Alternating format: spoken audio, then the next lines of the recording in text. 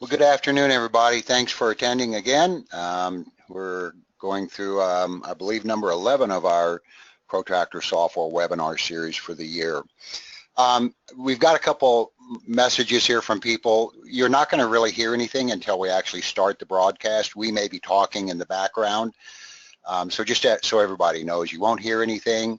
Unfortunately, we can't allow you guys to talk because you get 25, 30 people in a conversation and everybody wants to talk. So we've got the board up here where you guys can ask questions and things like that, and we'll review those as they come in and spend a little time at the end. As always, we're going to spend 45 minutes or thereabouts on the instruction overview and take some time at the end for some questions on today's topics. As you guys can see on the screen, we always record these. We put up support documentation and everything, so that is in the help system under the section labeled webinars. And we're proud to say that we're going to have a little icing on the cake today when we're done with our prioritization presentation. Jamie from AutoServe One is going to join us and do a little overview of the AutoServe One program, just to show you guys what's out there. So that'll happen at the end of the program, and we'll spend a few minutes with Jamie on that. So let's go ahead and get started. Doug, sorry, I just want to give a bit more detail on the AutoServe One. It's not as much of an overview as it's more optimizing the program. So it is kind of focused towards people who are actually using the program already, and similar to what the .NET webinars have been. But it is also could be of interest to those who are not on AutoServe One at this time. Great, thanks. Thanks for round. I didn't really have the scoop on that, so there we go. Well, let's go ahead and get started. So we're going to move on to the next screen. Let's always review our agenda so you know what's coming. We're going to talk about the prioritization 3 views and all of the activities that go under those. One of the 3 views is what's called an overview tab. We've got a technician tab, a resources tab, and we're going to review all of these today. We're going to talk a little bit about the prioritization view options and some of the menu options so you can manipulate your prioritization screen and stay up to date with everything in there.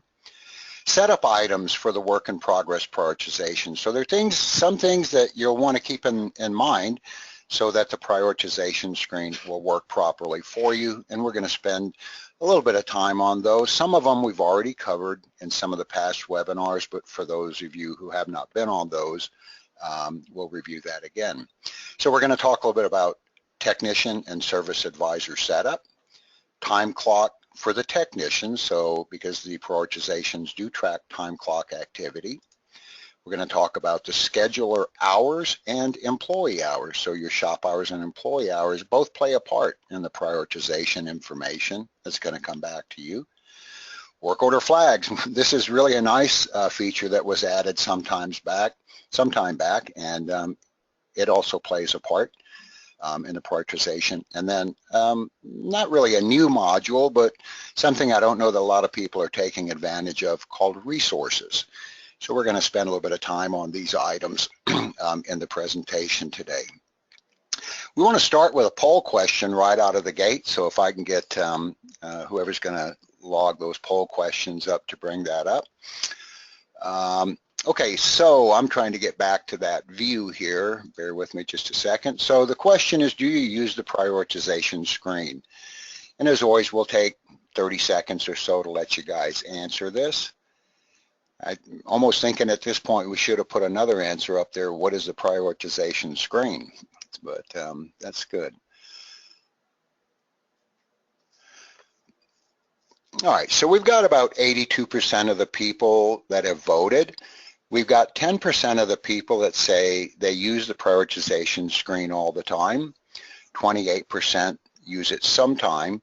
And here's the big kicker, 62% never. Doesn't mean you have to use it. Again, guys, it's just another tool that we offer to help you guys maximize your business and track things and stuff like that. So hopefully, again, our goal at the end is to just get some information out to you and generate some interest, and then you guys will take it from there. So this is mostly directed then at the people that do use the screen, but everybody obviously can answer. So the next poll question, if we can get that one up, you can identify the following items from the prioritization screen. Tech available capacity, what services have been marked completed, work order flags, workflow stage or status, some people refer to it, or all of the above. So we'll take a few minutes. And we've got about 17% of the people. That number's slowly climbing. All right, so we're in about 30 seconds. About 40, a little over 40% of the people have voted. And most everybody you can't get a wrong answer here, but the proper answer is going to be the bottom one, which is 83% of the people say all of the above. And that is the correct answer. And I'll just be honest with you, it'll provide even more information than these four options we've got up on the screen. So again, hopefully we can get you guys to generate a little interest in some of these areas and take advantage of some of the features. Let's go on to the next screen, and we're actually going to dive in here. I want to do a little bit of an overview on what the prioritization screen is designed to do. So I'm going to just read to you. The prioritization feature is a supplemental workflow organizer that can be used to obtain a snapshot status of all the jobs and appointments that are within the selected date range. You guys will see when we get to the actual software, it's going to show, by default, it's going to show today's date because that's usually what you're looking at, but you can move forward in time and look at dates in the future and see scheduled appointments and things of that nature there. The prioritization options are designed for ease of access and viewing for all staff that would assign and or monitor jobs, appointments, technicians, and or resources. And if you don't know what resources are, we're going to spend a little bit of time on that too, so you'll certainly gain some knowledge there.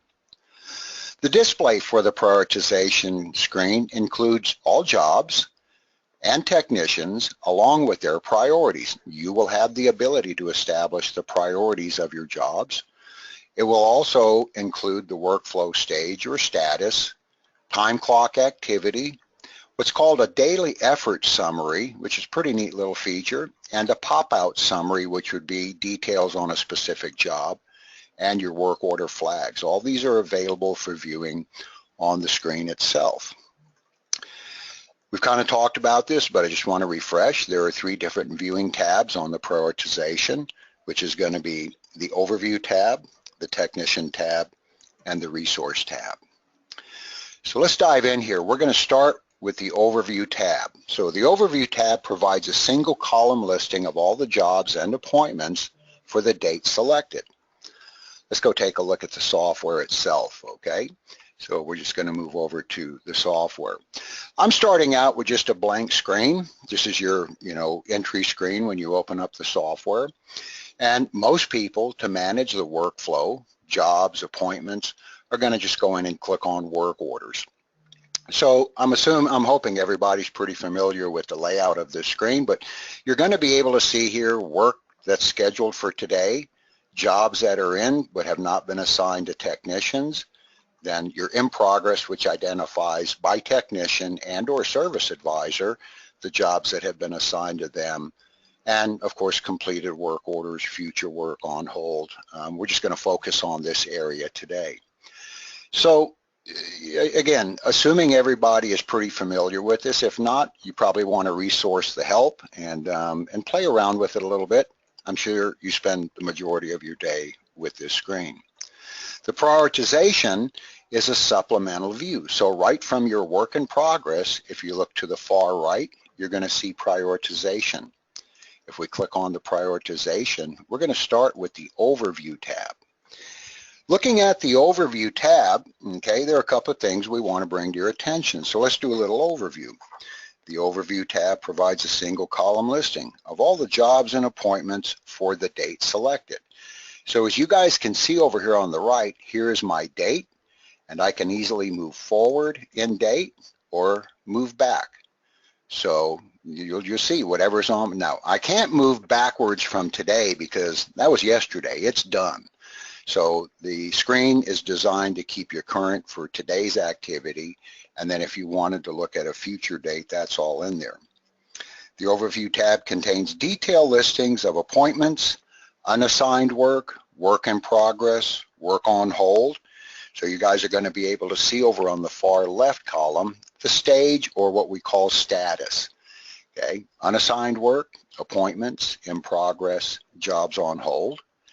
We have the work order number, so everything gets a work order number when it gets put in. Okay, your appointment, when was this job scheduled, identifying the date and time. The promise time, one of the very critical things at the shop is what time the customer is expecting to get their vehicle back. A duration, which is the time on the job, so how many hours or how much time is on the job. And you guys can see in here, you know, this job has a half hour on it. If we go down below, this job has an hour and a half. Here I've got a fairly large job at 5.7 hours. Okay. The details, which is going to be the customer and the vehicle, the service advisor, if assigned, and the technician, if assigned. Okay. All these items are built into here. All right. There are color codes, as you guys can see. Let me identify first the blue color, because the blue color is just a job that I have selected. Okay, so blue just means that's what I've highlighted. Okay, which allows me then to maneuver through some of the upper menus. But let's just review some of these colors. And I don't know if I've got them all displayed here, but let's look at green. Green identifies that the work order is completed. Okay, this job is currently on hold, as you can see identified on the stage over at the left. We're also going to have a white. Anything with a white background up above means it is not completed, but according to the calculations, the job will be completed by the customer's promise time. So any jobs, any lines that you see in white, okay, you'll see the promised dates and times on here. So as far as the calculation in the software, meaning how many hours we're open today, how many hours we have available, what time this job is expected to go, and how many hours are on it, the calculation says it should be completed. We have orange. Orange right here, okay, is going to identify that this job won't be completed by the promised time. So this customer is expecting to get this job back, as you can see right here, today at 2 o'clock. Well, I'm on Central Time, so I'm 12:13. I've got 2.5 hours worth of work on it.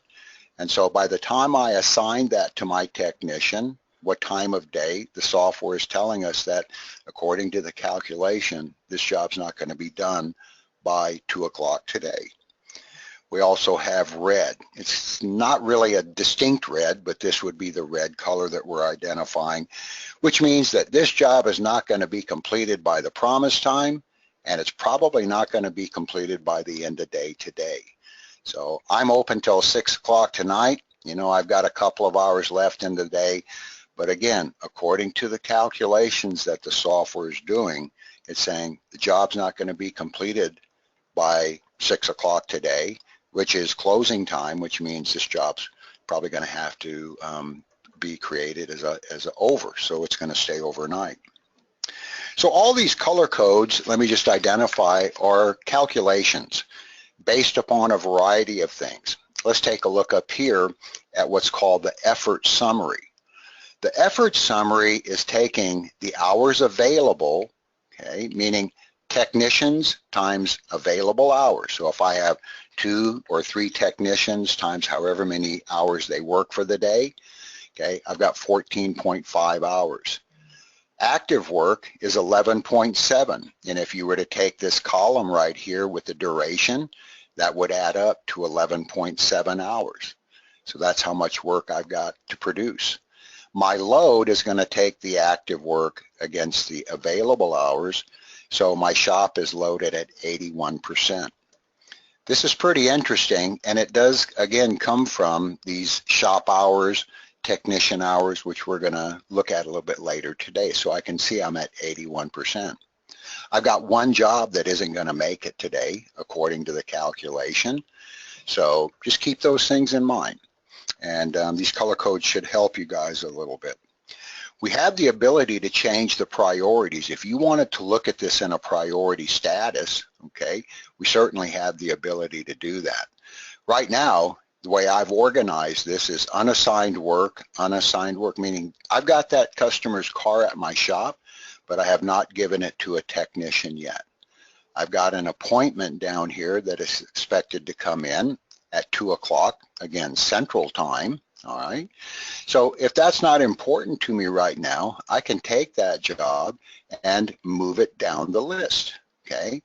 Well, should be able to move it down. Sorry, some of these things may not work for me right now, but I do have the ability to change the priorities on these. Maybe what I do is move this one up. I'm sorry, guys, I don't know why. You see the red line come with it, okay, but it won't go above that job. So anyway, I do have the ability to switch these around. I'm having a little bit of trouble with it right now. But again, you know, these things happen in these presentations, but they'll work for you. So grab the job, left mouse, and then you can move it up and watch the red line. So wherever you position it, that's where it's going to go. So work with it a little bit, and you guys will be fine with this. Okay. There is a ribbon across the top with menu options. We're not going to spend a lot of time on this, but you know, keep in mind that whichever job you've highlighted down below, okay, you have the ability to do edits, updates, reassign a service advisor, technician. You also have the ability to print this screen if you would rather work with paper, export it to Excel. You can create new appointments. We'll talk a little bit later about creating a holdover. You can open up your work in progress. So if you want to bounce back and forth, you can either use your tab here, okay, or you can move back and forth by using your menu options up top. And then of course you also have the ability to go out to your scheduler and take a look at, you know, what do we have scheduled. So we have all these tools right in front of you. Get involved, work with them a little bit, and those are some of the main features on the overview screen, which again is just a general listing of the items that are here for you. Let's go back to the presentation screen for just a second, just so I can stay up with the slides, and we'll move on to another poll question. So the question here is, if we can get that to pop up when you get a chance, is it possible to allocate a portion of labor, okay, from a work order to a future date? If I could get that poll question up, there we go, thank you very much. So is it possible to allocate a portion of time from a work order to a future date? You guys just saw on the screen a second ago where I have a job, the software is telling me that it's not going to be completed today. So good answer, we've kind of given that one away, but that's great. So the majority of the people are saying, 93% of the people are saying, yes, I can do that through what's called a holdover, and 7% of the people said, no, you can't. We're going to spend some time on that, not a lot. It's a pretty simple effort to go through, but the answer is yes, we can create a holdover. So that you can take time from today on the job that's not going to be completed. Maybe I just lack an hour or whatever time I lack to complete that job, and then allocate that hour of time to tomorrow, which is important because you know that hour comes out of your labor bank if that's going to go to tomorrow.